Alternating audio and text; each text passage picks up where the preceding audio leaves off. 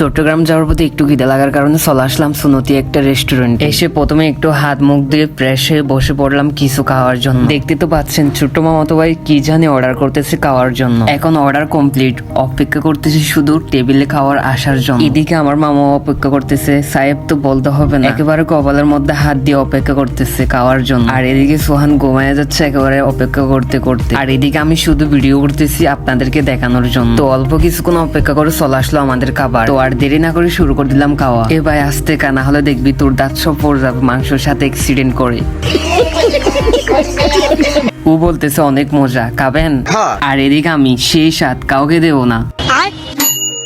ওরে আল্লাহ, যে পরিমাণে খাইছি পেট শুদ্ধ একেবারে টাইট হয়ে গেছে, মনে হচ্ছে কাল শুদ্ধ আর খেতে হবে না। তো খাওয়া দাওয়া শেষ করে চলে আসলাম আয়নায় একটু ডন করতে। আবার কেউ আমাকে টিকটকার বলেন না, কারণ আমি কোনো টিকটক করি না, আমার কোনো টিকটক অ্যাকাউন্টও নেই। তো যাই হোক, এই রেস্টুরেন্টের খাবার কিন্তু অনেক ভালো ছিল, আর রেস্টুরেন্টের ভিউটা কিন্তু অনেক সুন্দর ছিল। তো এখন আবার চিটাগং যাওয়ার উদ্দেশ্যে রওনা দিয়ে দিলাম। আর সবাই একটু আমাদের জন্য দোয়া করবেন, আর আমার জন্য একটু বেশি করবেন, কারণ আমি চলে যাচ্ছি দূর অজানায়। সবাই ভালো থাকবেন, সুস্থ থাকবেন, বেঁচে থাকলে অন্য কোনো ভিডিওতে দেখা হচ্ছে। আল্লাহ হাফিজ।